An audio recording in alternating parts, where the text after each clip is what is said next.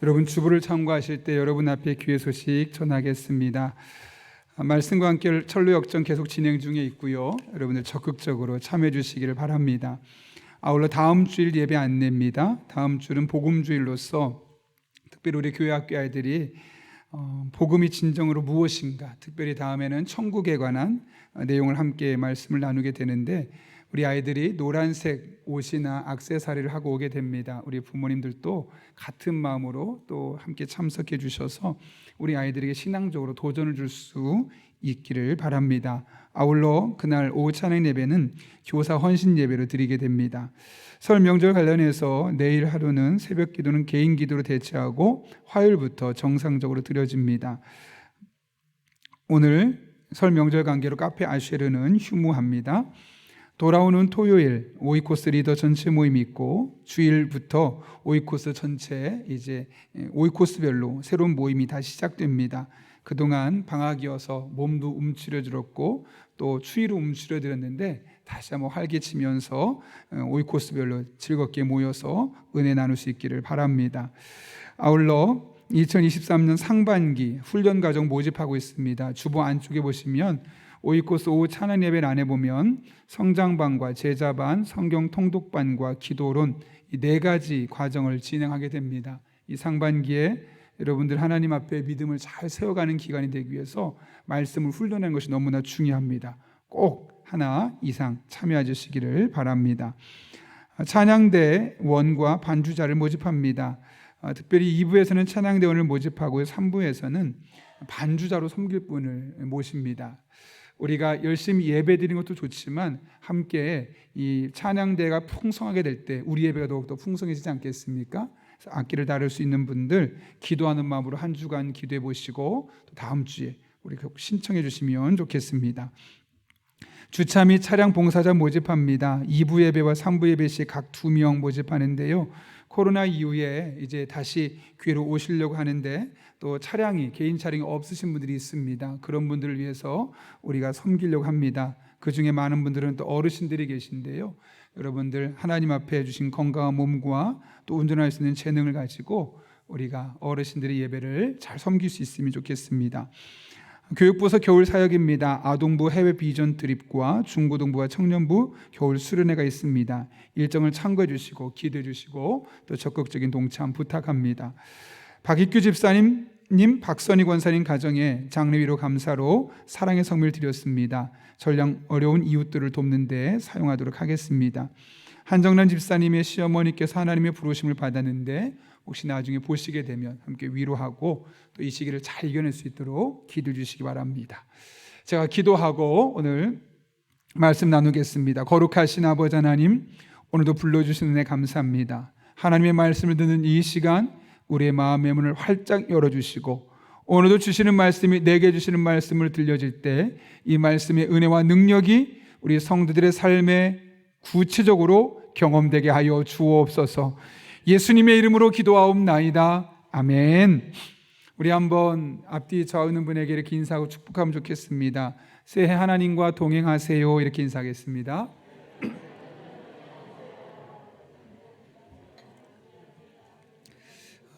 진짜 복은 하나님과 함께하는 거고 진짜 좋은 인사말은 하나님과 동행하는 것 같습니다. 여러분 한 분 한 분 원래 하나님과 참 밀착되어 살아가는 그런 복된 한 해 될 수 있기를 제가 계속해서 기도하도록 하겠습니다.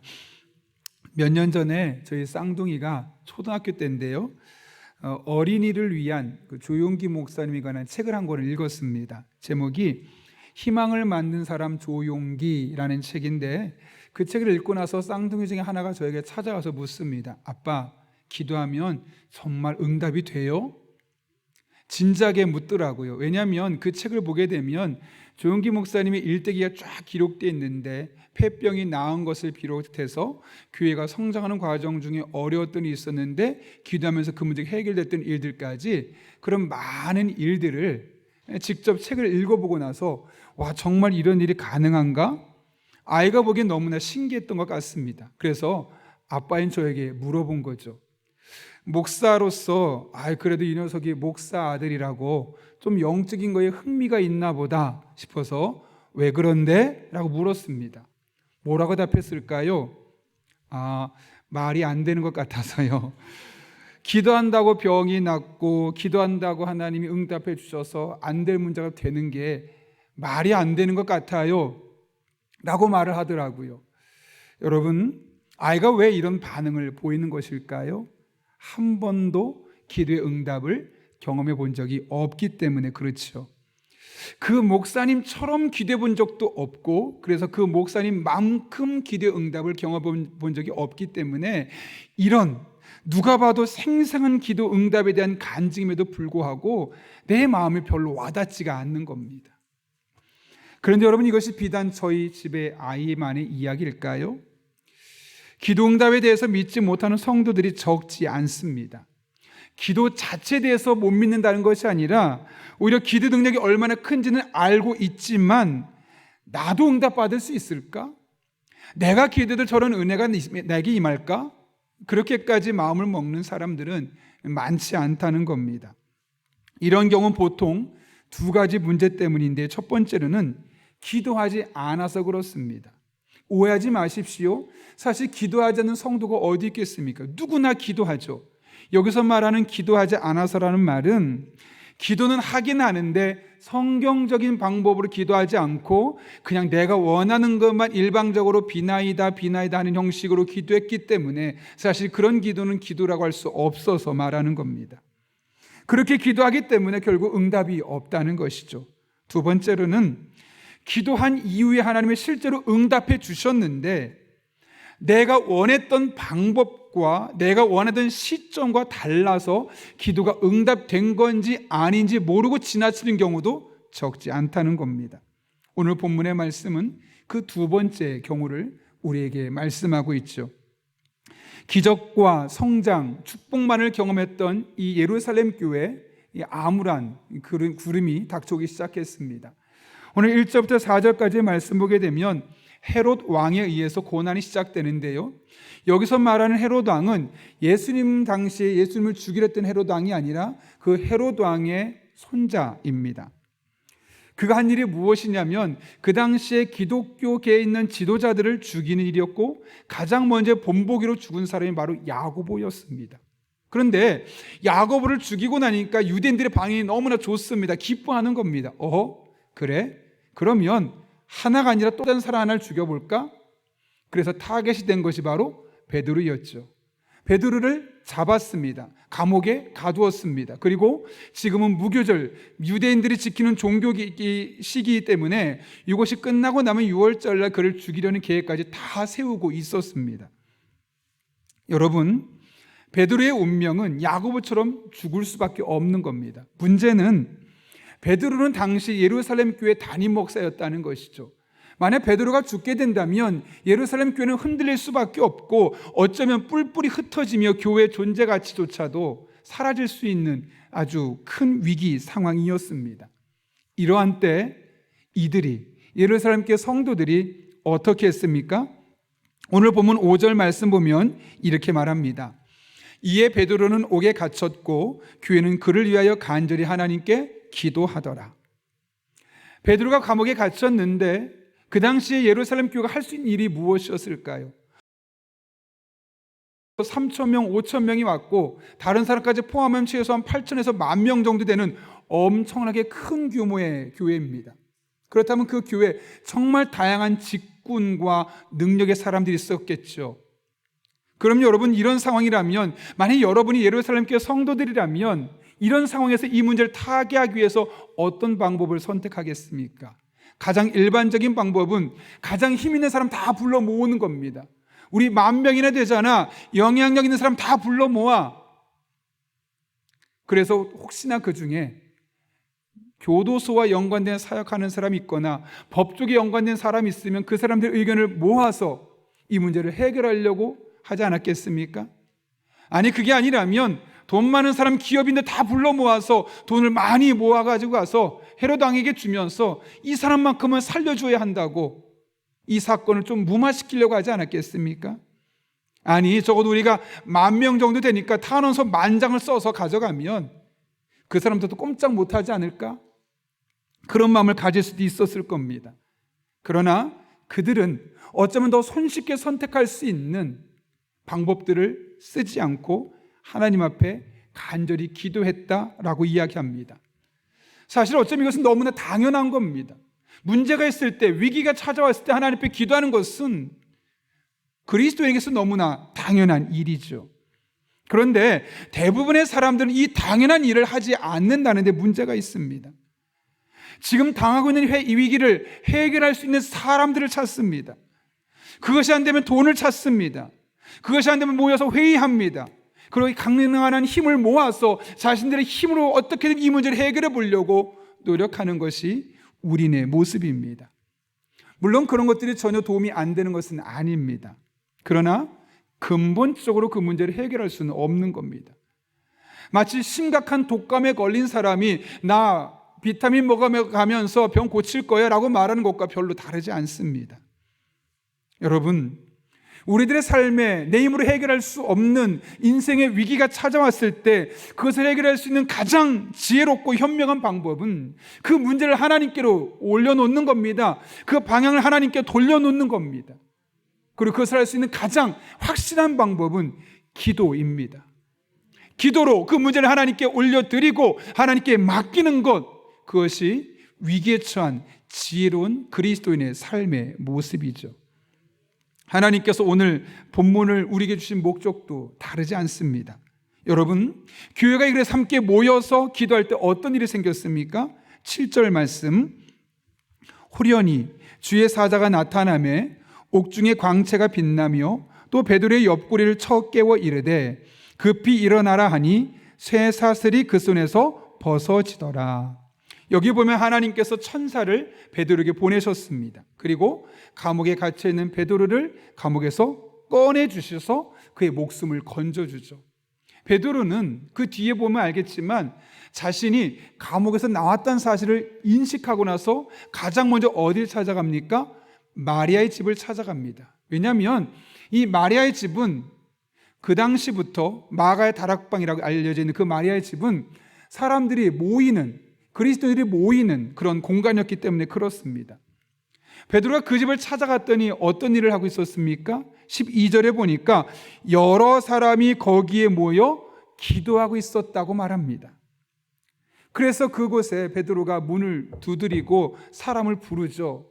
근데 열심히 기도하다 보니까 아무도 못 듣는데 마침 로데라는 어린 여자아이가 그 소리를 듣고 얼른 달려와서 누군가 귀를 기울였더니 딱 들어도 베드로의 목소리입니다. 깜짝 놀랐죠. 안으로 뛰어 달려가서 베드로가 왔습니다. 저 문 밖에 지금 베드로가 와 계십니다 라고 이야기를 하는 겁니다. 그런데 여러분, 그 이야기를 들었던 이 교인들, 예루살렘 교회 성도들이 어떻게 반응하던가요? 오늘 15절 말씀 이렇게 말합니다. 그들이 말하되 네가 미쳤다 하나 여자애는 힘써 말하되 참말이라 하니 그들이 말하되 그러면 그의 천사라 하더라. 그들의 반응을 두 가지만 봐도 그들이 어땠는지 알 수 있습니다. 너 미쳤어. 이게 뭘까요? 말도 안 돼. 어떻게 베드로 지금 감옥에 갇혀 있고 내일 아침이면 그분 죽는데 어떻게 여기 문 밖에 있겠다는 거야? 혹시나 그렇다면 그의 천사일 거야. 허튼 소리 하지 마. 이렇게 말하고 있는 것과 다르지 않죠. 이것이 놀라운 것은요, 지금까지 이들이 했던 일이 무엇입니까? 베드로 살려달라고. 베드로 살려달라고 밤늦게까지 기도했던 사람들이 아닙니까? 그래서 베드로가 살아왔는데 그거를 못 믿겠다는 겁니다. 그들이 이렇게 행동했던 것은 기도의 능력 자체를 불신했기 때문은 아닐 것입니다. 만약 그랬다면 그들은 전혀 기도할 필요를 못 느꼈겠죠. 어차피 죽는 거야. 기도해봤자 소용없어. 그 기도 능력을 몰랐다면 그들은 전혀 기도하지 않았겠지만 적어도 그들이 모여서 간절히 기도했다는 것은 기도의 능력 자체는 믿었다는 거죠. 그런데 그럼에도 불구하고 베드로가 온 것에 대해서 너 미쳤어. 그거는 그의 천사일지도 몰라라고 말한 이유는 그들이 원하는 방법대로 그들이 원하는 시점에 베드로가 그곳에 오지 않았기 때문인 것이죠. 그들이 생각했던 시점은 내일 죽기 전에 아마 하나님이 어떻게든 해주실 거야. 나름대로 그들이 생각한 기도의 응답, 기도의 결과가 있었던 건데 자신들이 생각했던 것과 너무나 다른 결과가 나타나니까 그 사실조차 자신들도 믿지 못하고 있는 겁니다. 그런데 여러분, 안타까운 것은 이것이 비단 이 예루살렘 교회 성도들만의 문제는 아니라는 것이죠. 우리도 그렇지 않습니까? 많은 사람들이 내가 분명히 기도해서 하나님이 응답하셨는데 그 기도가 응답된 것도 모르고 그냥 지나치는 사람들이 너무나 많습니다. 따라서 여러분, 우리가 열심히 기도하고 간절히 기도하는 건 너무너무 중요하지만 더 중요한 것은 하나님께서 우리의 기도에 어떤 패턴으로 응답하시는가를 알아가는 겁니다. 그럴 때 우리는 하나님께서 기도에 응답하신 것을 알아차릴 수 있고 그거에 대해서 믿음으로 반응할 수 있기 때문에 그렇습니다. 오늘 본문의 말씀은 우리의 기도에 응답하신 하나님의 응답의 패턴 몇 가지를 보여주고 있는데요. 첫 번째로는 하나님은 결코 늦지 않고 정하신 때에 응답하신다는 겁니다. 오늘 6절 말씀 보십시오. 한번 읽어볼까요, 여러분? 헤롯이 잡아내려가는 그 전날 밤에 베드로가 두 군인 틈에서 두 쇠사슬에 매여 누워 자는데 파수꾼들이 문 밖에서 옥을 지키더니. 여기 보게 되면 하나님께서 베드로에게 천사를 보내신 날이 언제입니까? 전날 밤입니다. 전날 밤이란 건 무엇일까요? 그 다음 날 되면 베드로도 야고보처럼 죽을 수밖에 없는 상황이라는 것이죠. 예루살렘 교회 성도들이 며칠 동안 기도했는지는 알 수 없습니다. 그러나 분명한 한 가지 사실은 꼭 필요한 시점에 그들이 기도한 대로 하나님께서 응답해 주셨다는 겁니다. 물론 기도했던 사람들의 입장에선 조금 더 빠르게 낮에 응답하거나 그 전날 응답해서 속 시원하게 편안하게 기다렸으면 좋겠지만, 그래서 하나님께서 마치 더디 응답하시는 것처럼 보일 수 있었겠지만 하나님은 극적인 순간에, 하나님이 정하신 순간에 베드로를 구원해 주셨다는 것이죠. 우리가 보기에는 늦어 보일 수 있지만 하나님은 가장 정확한 타이밍에 항상 역사하시는 분입니다. 그러므로 여러분, 시간 때문에 고민하지 마십시오. 하나님, 이 문제는 이때까지 응답해 주셔야 합니다. 그건 여러분이 꼭 그렇게 하지는 않더라도 하나님, 이것만큼은 빨리 응답해 주셔야 합니다. 사실 그것만큼 어리석은 것이 없습니다. 왜요? 우리가 기도한 것을 하나님은 가장 좋은 때, 그 문제를 해결하기 좋은 때 반드시 응답해 주시는 분이시기 때문에 그렇습니다. 오늘 본문의 말씀처럼 죽기 전날, 살아있을 때, 그날 밤이라도 하나님은 반드시 응답해 주시는 것이지요. 하나님이 우리의 기도에 응답하시는 두 번째 패턴은 우리가 보기에는 불가능해 보이는 순간에도 하나님이 여전히 일하실 수 있다는 겁니다. 오늘 4절 말씀 보면 잡음에 옥에 가두어 군인 넷씩인 네 패에 맡겨 지키고라고 말합니다. 넷씩 네 패는 4 곱하기 4, 16명입니다. 베드로 한 사람을 지키려고 무려 16명으로 촘촘하게 지키고 있는 겁니다. 이게 끝이 아닙니다. 6절 보게 되면 헤롯이 잡아내려고 하는 그 전날 밤에 베드로가 두 군인 틈에서 두 쇠사슬에 매여 누워 자고 있었다고 말합니다. 여러분, 두 군인이 감옥 밖에 있는 것이 아니라 베드로 양옆에서 베드로를 지키고 있었다는 겁니다. 감옥 밖에서만 지키는 16명이 지키는 것도 부족해서 그 안에 친히 둘러서 함께 있는 것이고요. 심지어는 두 쇠사슬입니다. 두 팔, 두 발, 옴짝달싹 못하게, 베드로가 꼼짝 못하도록 완벽하게 그를 가둬 놓았다는 것이죠. 더군다나 파수꾼들이 문 밖에서 옥을 지키고 있었고요. 10절 말씀 보게 되면 이에 첫째와 둘째 파수를 지나 시내로 통한 쇠문에 이르렀다고 말합니다. 그러니까 파수꾼이 하나가 아니라 1차 파수꾼이 있었고 2차 파수꾼이 있었고 맨 끝에 나무 문이 아니라 쇠문이라서 열쇠가 아니고는 통과할 수 없는 문이었다는 거죠. 완벽하게 갇혔고 베드로는 나올래야 나올 수 없는 상황이었다는 것이죠. 그러자 하나님께서 어떻게 하십니까? 누가 봐도 이것은 완벽하게 가둬놓은 것이고 다음날 베드로는 죽을 수밖에 없는 운명이었습니다. 그때 이스라엘 백성들이 하나님 앞에 간절히 기도했죠. 예루살렘 교회 성도들이 하나님 앞에 간절히 기도했죠. 그러자 하나님께서 어떤 방법을 동원하십니까? 초자연적인 존재인 천사를 동원하십니다. 여러분, 살다 보면 누가 봐도 안 될 것 같은 때가 있습니다. 그냥 포기하는 게 가장 현명해 보일 때가 있습니다. 기도하는 것만큼 어리석어 보일 때가 어리석어 보이는 것만큼 이 상황이 너무나 좋지 않을 때가 있습니다. 그런데 여러분, 그럴 때라도 포기하지 마십시오. 우리가 보기에는 불가능해 보이고 우리가 보기에는 포기하는 것이 지혜로운 방법처럼 보일 바로 그때 하나님은 초자연적인 힘을 통해서 역사하실 수 있는 분이기 때문에 그렇습니다. 그러니 환경이 좋지 않다고 낙심하지 마십시오. 절대로 불가능해, 안 돼, 할 수 없어 라는 말 하지 마십시오. 우리가 보기엔 불가능해 보여도 하나님께는 모든 것이 가능합니다. 하나님께서 천사를 통해서 역사하신 것처럼 우리가 보기엔 너무나 불가능해서 포기하고 싶은 그 상황에도 하나님이 역사하시면 이 초월적인 힘을 가지고 응답하실 수 있기 때문에 그렇습니다. 하나님께서 우리 기도 응답하시는 세 번째 패턴은 함께 모여 기도할 때 응답하신다는 겁니다. 오늘 본문 5절 말씀 기억하시나요? 이에 베드로는 옥에 갇혔고 교회는 그를 위하여 간절히 하나님께 기도하더라. 교회 공동체를 언급합니다. 구체적으로 12절 가면 이렇게 기록되어 있죠. 요한의 어머니 마리아의 집에 가니 여러 사람이 거기에 모여 기도하고 있더라. 다 각자 집에 가서 알아서 기도하세요, 우리 기도 제목 이겁니다 라고 하지 않았다는 겁니다. 같은 공간에서 함께 모여서 같은 기도 제목을 가지고 밤늦도록 기도하고 있었다는 것이죠. 마치 오순절날 다락방에 120명이 모여서 성령의 은혜를 간구했던 것처럼 오늘 이 마리아의 집에 많은 성도들이 모여서 베드로를 위해서 중보하며 기도하고 있었다는 겁니다. 여러분, 왜 함께 모였을까요? 혼자 기도하면 쉽게 포기하기 때문에 그렇습니다. 오늘 본문을 잘 보십시오. 베드로가 찾아온 시점이 낮입니까? 저녁입니까? 밤입니까? 성경은 밤에 베드로가 자다가 천사가 깨워서 나왔다고 말합니다.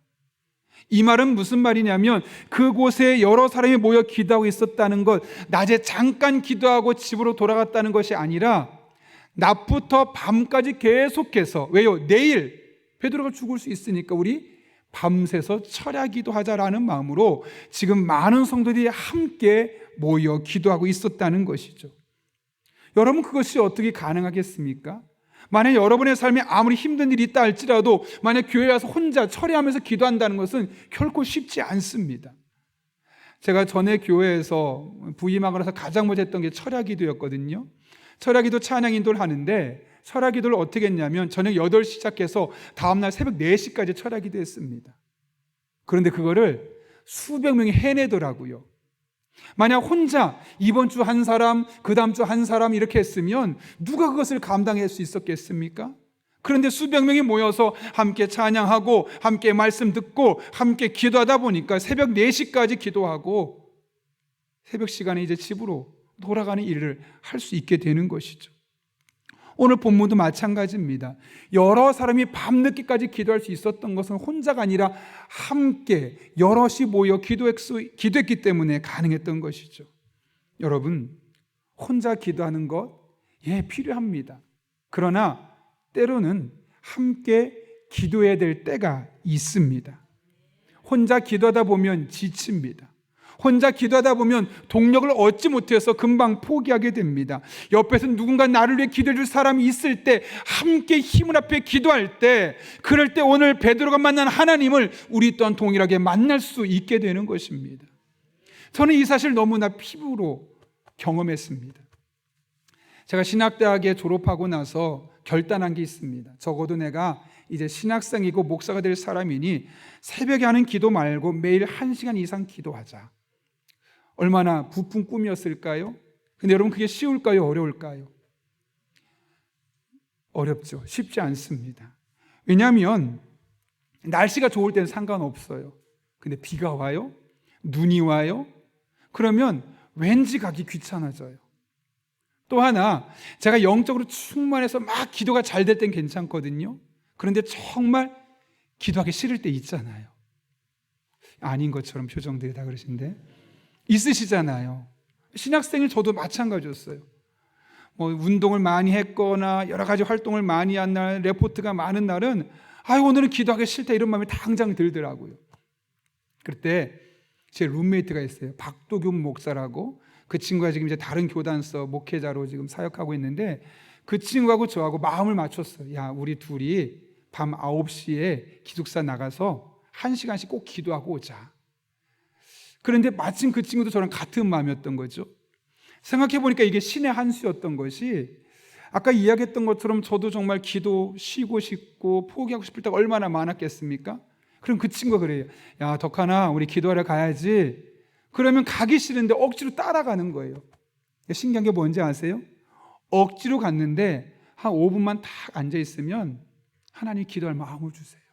그리고 무엇을 기도해야 될지 생각나게 해주시는 거예요. 그래서 억지로 갔는데 1시간을 채우고 오더라고요. 어느 날은 그 친구가 못 가겠대요. 오늘 축구하고 왔는데 너무 힘들어서 쉬고 싶대요. 도균아, 우리 가야지. 알았어. 서로 경쟁이라도 하듯이 한 20m 정도 10m 떨어져서 막 간절히 부르짖으며 하나님 앞에 기도했던 경험이 있습니다. 두 사람이 함께 기도하니까 서로 동기부여가 되는 거예요. 사실 오늘날 저의 이런 작지만 부족하지만 이 영성을 갖출 수 있었던 것은 그때 그 친구 옆에서 꼭 지치고 기도를 그만두고 싶을 때 계속 기도할 수 있도록 독려 주었기 때문에 이럴 수 있었던 것이죠. 여러분, 개인 기도가 쓸데없다는 말이 아닙니다. 물론 누구나 개인적으로 기도하는 시간이 필요합니다.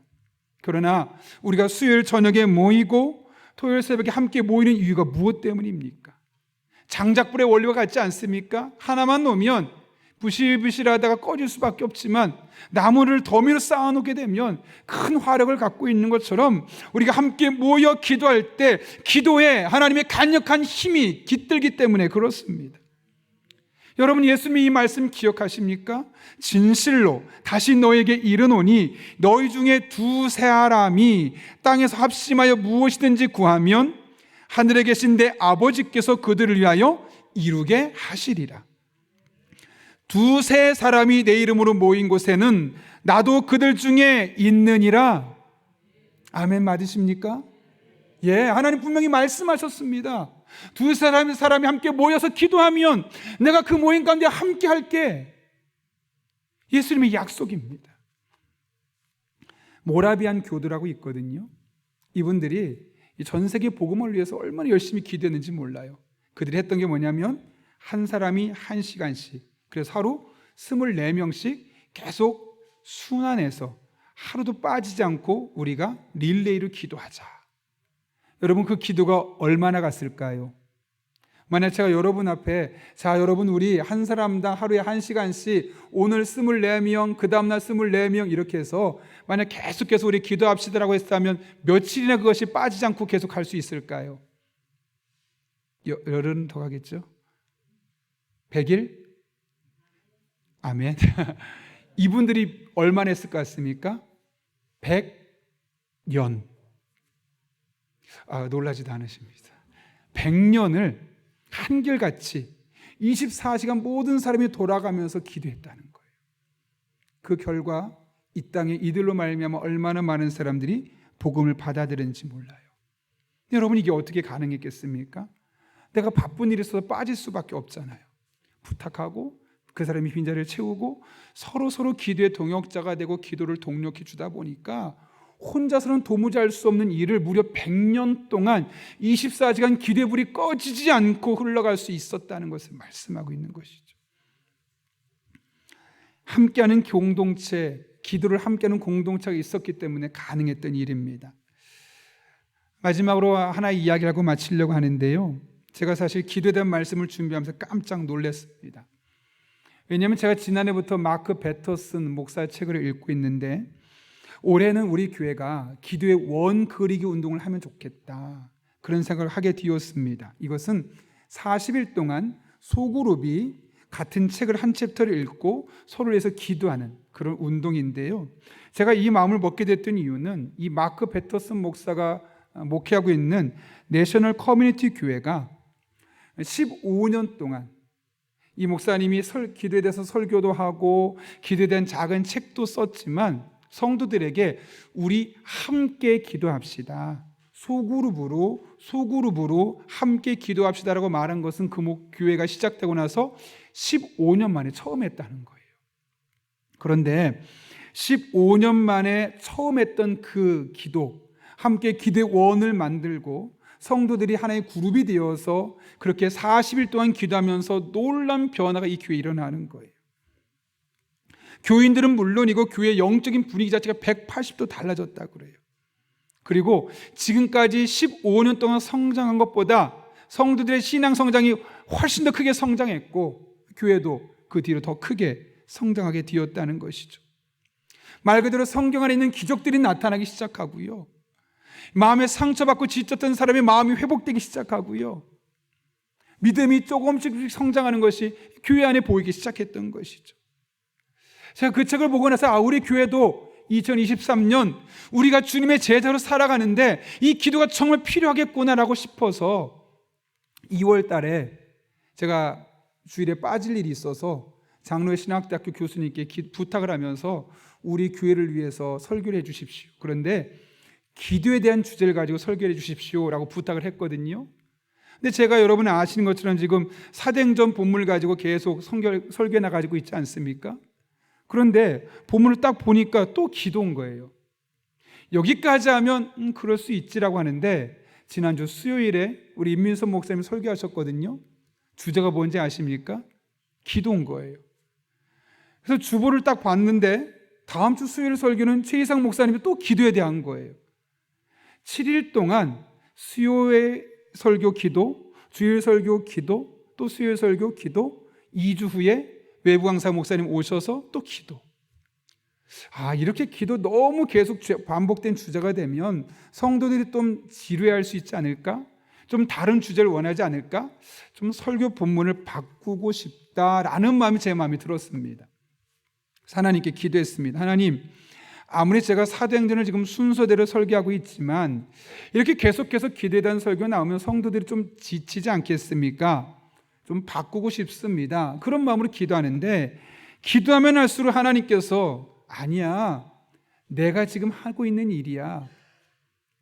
내가 너희 교회 부목사 2명을 통해서 양쪽에서 기도하게 하고 네가 주일 설교에서 기도하게 만들어서 이 3번 기도하는 과정을 통해서 너희 교회가 기도하는 교회, 기도가 체질된 교회를 만들고 싶기 때문에 내가 그렇게 몰아가고 있는 거야. 그런 마음을 주시는 겁니다. 그래서 제가 하나님께 승복하고 오늘 사도행전 12장의 말씀을 갖고 여러분 앞에 기도된 말씀을 전하고 있는 겁니다. 여러분, 하나님께서 이렇게 한 달 동안 무려 기도에 대한 설교를 의도하지 않게 말을 맞춘 것도 아닌데 4번씩이나 하게 한다는 것은 하나님의 계획과 뜻이 있기 때문 아니겠습니까? 하나님께서 그만큼 우리 교회 성도들이 올 한 해만큼은 기도로 시작하기를 원하신다는 것이죠. 그래서 하나님이 이렇게 몰아가고 있는 겁니다. 모든 목사들에게 같은 마음을 주셔서 기도에 대한 같은 주제를 가지고 함께 기도해서 올 한 해 기도를 통해 하나님의 살아계심을 경험하고 이 하나님 만난 은혜가 교회 밖으로 흘러가기를 원하시는 이런 하나님의 마음이 있기 때문에 우리에게 기도하게 하는 것 아니겠습니까? 중요한 것은 하나님께서 기도하게 하셨으면 반드시 그에 합당한 응답도 있다는 것이죠. 그럼 우리 여러분 올 한 해 우리 함께 기도하면 좋겠습니다. 특별히 혼자 기도하지 마십시오. 오이코스에서 모여서 기도하고 귀에서 묶어주는 모임을 통해 함께 기도해서 서로 기도해 줄 수 있기를 바랍니다. 2-3 사람이 내 이름으로 모인 곳에는 나도 그들 중에 함께 있겠다고 주님 말씀하셨으니 여러분이 함께 모여 기도하는 그 곳마다 주님께서 동행하여 주실 것입니다. 여러분이 보기에 너무나 불가능해 보여서 포기하고 싶은 것이라 할지라도 함께 기도하면 초자연적인 능력을 통해서라도 하나님 반드시 여러분을 찾아오시고 여러분의 삶 가운데 응답하여 주실 것입니다. 여러분, 하나님의 말씀을 있는 그대로 받아들이십시오. 있는 그대로 믿어보십시오. 그리고 한번 그대로 행동해 보십시오. 하나님 반드시 말씀대로 이루어 주실 것입니다. 올 한 해 이 하나님, 베드로가 만난 하나님을 다 함께 경험하는 복된 성도님들 될 수 있기를 예수님의 이름으로 축원합니다. 우리 함께 기도하겠습니다. 이 시간 기도할 때 한 1분 정도입니다. 하나님 앞에 간절한 마음으로 기도할 때, 하나님, 제가 기도만 하지 않게 하시고 하나님께서 우리 기도에 어떻게 반응하시고 응답하시는지 그 패턴을 잘 기억하고 하나님 앞에 기도할 때 불가능해 보이는 문제, 포기할 수밖에 없는 상황, 그런 상황에도 하나님께 기도하는 성도 되게 도와주시고 마침내 우리의 기도를 통해 역사하신 하나님 만나게 하여 주옵소서. 함께 팀을 이루고 오이코스가 모여서 기도할 때 우리의 기도를 통해 역사하신 하나님 함께 만나게 하시고 오이코스 안에 간증되게 하시고 살아계신 하나님이 우리 교회의 성도들의 입술을 통해 유인적에 흘러 넘치도록 은혜 베풀어 달라고 우리 시간 한 1분 정도지만 간절한 마음으로 사모하는 마음으로 함께 기도하겠습니다.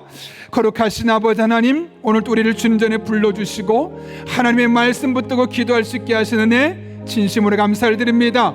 포기하지 않습니다. 안 될 것처럼 보여도, 불가능해 보여도 하나님을 붙들고 하나님을 의지하며 믿음으로 기도하며 나아갈 때, 특별히 함께 모여서 기도할 때 기적 같은 일도 일어나게 도와주시고 초자연적인 능력도 부여주셔서 하나님이 하셨습니다. 하나님의 은혜입니다. 우리 입술로 간증하게 하여 주옵소서. 올 한 해 우리 성도님들의 삶 가운데 이런 은혜가 임하기를 원합니다. 전쟁 때문에 힘들고 코로나 때문에 힘들고 경제적인 한파로 힘들다 할지라도 하나님 붙들고 나아갈 때 달라지게 하여 주옵소서. 이 하나님 만나게 해주시옵소서. 하나님이 함께 하셨노라고 하나님의 은혜라고 우리 입술로 간증할 수 있도록 우리 성도들에게 복을 더하여 주옵소서. 우리 성도들의 삶 가운데 건강 지켜주시고 아버지 하나님, 또한 경제적으로 어려움 겪지 않도록 하나님 모든 상황 가운데 친히 함께 해주셔서 우리 모든 성도들의 입술에 하나님이 하셨습니다, 하나님의 은혜입니다, 끊어지지 않고 간증될 수 있도록 주님 인도하여 주옵소서. 우리가 이 하나님 바라보며 의지하며 믿음의 길을 걷기를 원하오니 주님 능력으로 역사하여 주옵소서.